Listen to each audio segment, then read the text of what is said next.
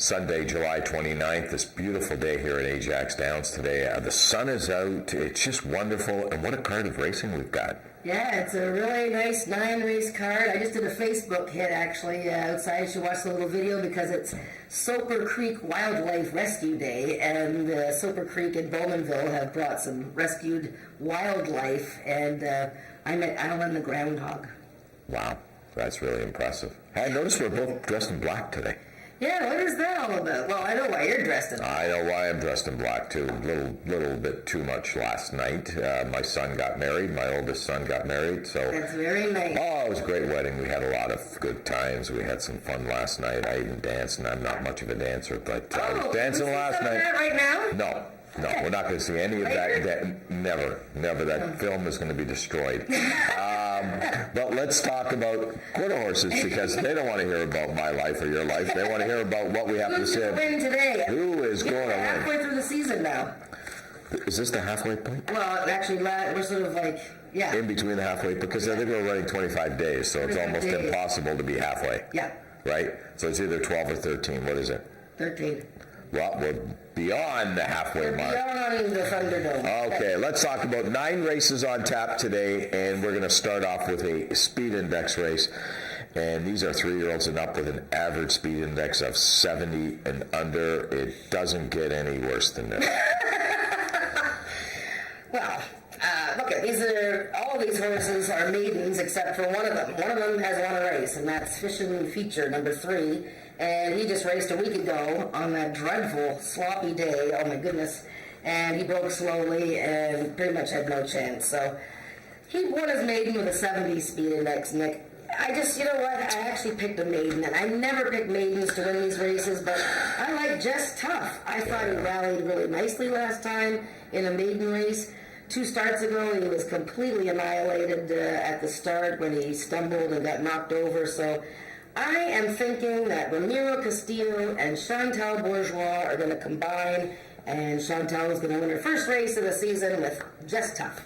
You know, I'm going to concede this to you. I picked the 3-horse Fishing Feature just because I have this rule that I cannot pick maidens against winners. It's my rule, and 95% of the time, 99% of the time, it's going to work. This race, you're probably right. Just Tough is my second choice in here, and probably is the best horse in the race, despite the fact the horse is still a maiden. So, I don't know. Pick the 4-horse, Miss Cookies. She hasn't raced this year, but Mr. Ralph Pearson there. So she ran a 75 in October in the slot. But yeah, it's kind of a tough way to start the day. So it is a tough way to start the day. We'll take a look at them when they come out on the track and see. Let's move on to race number 2, another speed index race, but these are 3-year-olds and up with an average speed index of 80 and under. Starts off today's pick 3 and also the pick 5 as well. This race has got some winners in it, so that's a good sign, although there are a couple of maidens in here. But I went with the 2-horse Slinging Pistol Annie, TP in the saddle. This horse is 2 for 5 lifetime. Yeah, she was well prepared to win 2 starts ago by Amanda McCormick, who is her owner, trainer, and breeder. And I think hopefully we're going to be meeting up with Amanda shortly. Yeah, I like her a bit, but you know what? You're going to see a pattern of my picks today. I picked a Rising Miracle. You know what? He lost by a tiny, tiny nose last time. Right. Now, I realize the 100-up stable have not won yet, but this is the way they rule, okay? The horses take a whole bunch of time to get right into the winner's circle. They've had 15 top 3 placings. And you know what? Ramiro Castillo rode the horse brilliantly last time when the horse dropped down in class. So I'm leaning towards a Rising Miracle. Race number 3 is a claiming event, 10,000, more up my alley. These are 3-year-olds and up, which have never won 2 races. We do have a scratch in here. The 2-horse SW Hail to the King has been scratched. I'm not sure the horse is a standout, but the 5-horse JK Doc Carter, this horse has got to be tough, no? Perhaps. Perhaps, yeah. She beat the Fighting Duck when she won her maiden for 10,000 claiming last time, and of course the Fighting Duck came back to win in the slop last time. Right. And the Fighting Duck is in here. Right. With S.W. Hill, the King out, I like Big Man B. Sure. I like the way he closed in his last race. And I just think he's coming out of a better race than a lot of these horses. I Got Your Back and I Am the Eagle was in there. Before that, he raced against Corona's Chrome. He was scratched last week, Big Man B, because it rained. Because it rained and the jockey and the trainer didn't want to race. So, I think Big Man B is a major contender in race 3. Race number 4, an allowance event. These are Ontario Sire 3-year-olds and up, which have never won 2 races. And again, although a compact field of 6 in here, very competitive. I was really struggling with this race between the 4 and the 6. Yeah, and that's exactly how I picked it, 400 yards. I'm going to show a race here from Zoom In Special Angel. Let's look at her last race. It was July 15th. She had just a messy start. She's coming out of post number 5. So let's watch Zoom In Special Angel. Okay. Chase the Seal in the center. Boom! Okay, she not only did she bobble a little bit at the start, but then she drifted in while another horse drifted out. And it was really just a bit of a mess. Actually, the whole race was a bit of a mess. The winner ended up being disqualified. But let's just watch her again. You can notice that there's a horse that's loose in there as well. But number 5, Zoom In Special Angel with the White Silks, bobbled at the start, veered in, got knocked over by Chase the Stial, and still managed to finish 4th, and was placed 3rd. So now we have Ramiro Castillo. Geez, Ramiro's going to kill me if he doesn't win any of these races. I think I picked him on 3 already. But yeah, Ramiro Castillo taking over the mount. For Ralph Pearson, Zoom In Special Angel. Well, I can see why you like this horse. That race was a mess, and if you go back the first 2 starts of the year, they were pretty good races. Panther Cool is a horse that stumbled, lost rider last time in that race. Yeah. So that's the horse that went right to his knees, and the rider went right over top the horse. Fortunately, the horse and the rider are okay. Corey Spataro, our leading rider, takes over Panther Cool today. He rode this horse a couple of starts ago and ran a big number, actually, in 86. Got beat to a horse called Albert. So I see if this horse runs back to 2 starts ago, this horse should win in here. If he runs back to his last start, he won't have a rider on him. And notice the pick 4 starts in here. Yeah, no, you definitely have to use Panther Cool. Yeah, of course you have to do. And as a matter of fact, it's our first pick 4 of the day. We're going to go with Heather in here. Heather is with Amanda, I understand. Heather, where are you, Heather? All right, thank you, Nick and Jen. I am here with Amanda McCormick. Now, Amanda, you've been in horse racing, I assume not too long because you look very young. So how long have you been in horse racing, and kind of when did you get, and how did you get involved? I've been in about 10 years now. I started working for other trainers, got my assistant trainer's license, and then decided to go out on my own. Well, that's amazing. So you seem to have a really good record. What do you kind of say your secret is to having that record? Basically just keeping the horses happy. Yeah. Yeah. All right, so we see you have a busy day today. You have 3 horses. You have Slingin' Pistol Annie and then Sister and Brother Not Whistling Dixie, and It's All About Rambling. And what do you think of each of their chances today? Annie, I think her chances are pretty good. She's feeling really good today. And then Dixie is, well, we'll see. She's a first-timer. So, and then Torque, hopefully It's All About Rambling. Hopefully he does good. All right, well, thank you, Amanda, and we'll bring it back to Nick and Jen. Thanks, Heather. That was really good, actually. Okay, let's talk about race number 5. This is an allowance event for 3-year-olds and up, which have never won 3 races. Again, a compact field of 6 in here. And I went with Silky Senator. I guess that 101 just jumps out in the page. Yeah, I mean, that was stunning. That surprised me. I did not pick her that day. I picked Iconic Shift. Corona's Chrome is a very good horse, and she just made them, I mean, she was just gone from the rail. 101, my goodness. So, yeah, I picked her 400 yards. Probably seems to be okay. She ran 400 yards last year as a 2-year-old. Duncan Lake won last time, and Tony Phillips was making fun of all of us for not picking her. But he did tell me that she likes the outside post, and now she has the rail. So I steered clear of her. I ended up picking Trey Fortune for second, but Yeah, I think this race sort of begins and ends with Silky Senator. Tony Phillips made fun of us. 7 for 71, Tony Phillips. Okay. All right, TP. 7 for 71, and you're making fun of us. Okay, let's talk a little bit about a Snowy Cartel Eagle, Cassandra Jeske. This is a very, very consistent horse. I mean, 3 lifetime starts, 2 wins in a second. I'm not sure the numbers are there yet, but this is a horse on the improve, 3-year-old filly. She's only going to get better. Yeah, I would agree with that. 2 wins from 3 starts, and, second to Carneros is a pretty good reference. Okay, race number 6 is an optional claiming event, and also the second pick 4 on today's card. These are Ontario bred 3-year-olds and up, which have not won a race since July 1st, 2017, or claiming price $7,000. That's a mouthful. We do have 3 horses. 4 of the 4 horses are in for the tag in here, the 1, 3, 5, and 6. So I went with the 3, Rouge River Cartel. Brian Bell back in the saddle for the Peacock Cattle Company. Throughout the last race where it was off slow, lost path, a whole 9 yards. Yeah, it's terrible. Those other 2 starts before that, or 3 starts before that, where he finished second, all 3 starts are really good races. Got beat to a horse called Hickerson. I mean, Hickerson would destroy these. Yeah, no, Rouge River Cartel is a major contender in this race. Returning to an Ontario sired race, I mean, you have to go back. Ontario bred. He's run some really nice races, and this is probably the easiest field he's met in a while. Second time Isaacs. However, guess who I picked? No, not Home to Vegas. Don't tell. You picked. We barred him from the win list. You can't pick Home to Vegas. I feel bad for him.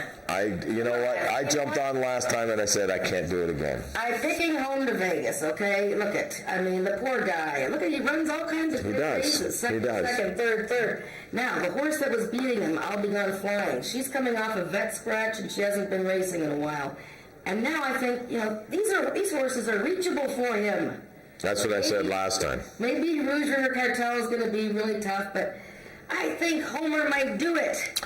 I have faith in Homer. If you want a long shot, Coal Miner, 15-1 in the morning line. This is a horse that really can jump up. Last 2 races were both in the slop. Today, hopefully, this horse is going to get a fast track. This 11-year-old has made $199,883.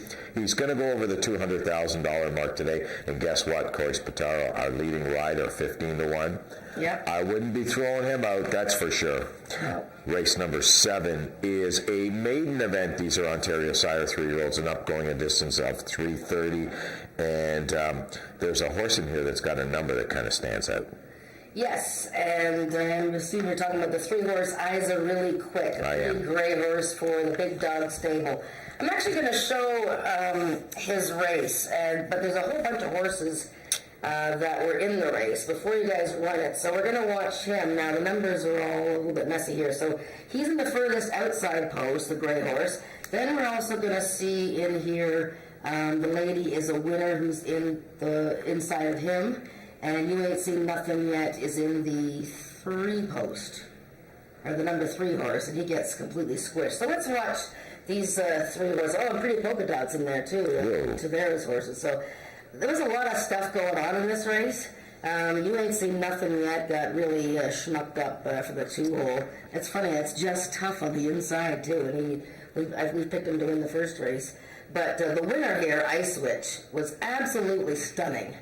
I mean, Ice Witch just runs off the screen. But here's Eyes Are Really Quick on the outside making his first start. His tail is up. He's a little green. He's like, oh my goodness, what is going on here? But boy, did he finish nice, eh, Nick? So Eyes Are Really Quick. He did, but the more and more I see that, he finished nice, but there's all the horses inside of him had real tough trips. So he had the cleanest of all trips. So let's not that mislead us a little bit. True, yeah. But he did run well on end. The other horse you might want to take a look at in this race is the 10-horse Pretty Polka Dot. I didn't really like the last race. I know it was a cut back to 250, but Well, that's the race we just showed. Yeah. It was flat there. Yeah, she was flat. I don't know why either.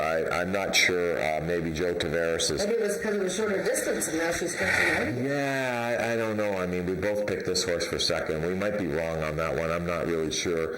And the Lady is a Winner is actually a horse that's really a nice horse. That's 3-year-old filly by Winners Awards. I know she's never been first or second, but she's had a couple of thirds. And Norm Lloyd D'Souza takes over the riding assignment with the Lady is a Winner.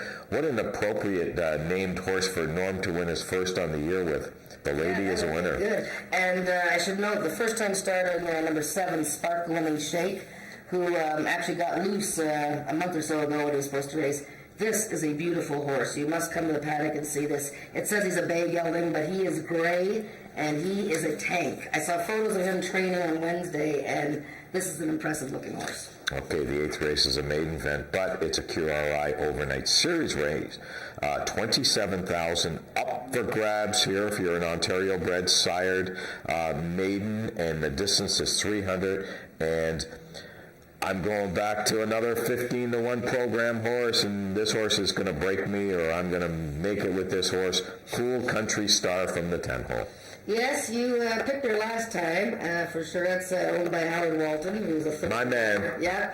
She added Lasix last time. She led. I mean, that was her first start of the season. I thought it was a fabulous race. Right. Brian Bell rode her. Now, of course, Brian Bell is is obliged to ride the Don Reed barn. Mm-hmm. They have a first-time starter in here by the name of Grand Larceny, number 2. Mm-hmm. And they have 2 horses in the race, actually. They also have Far Side of the Moon. Grand Larceny, beautiful workout time.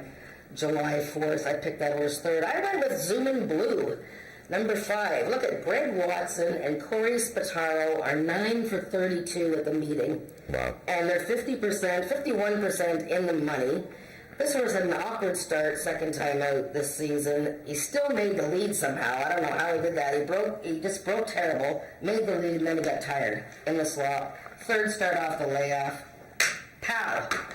Yeah, this is a real tough race. For a maiden race, I mean, yeah, we're all in different places here. We all picked the 9-horse second. We did.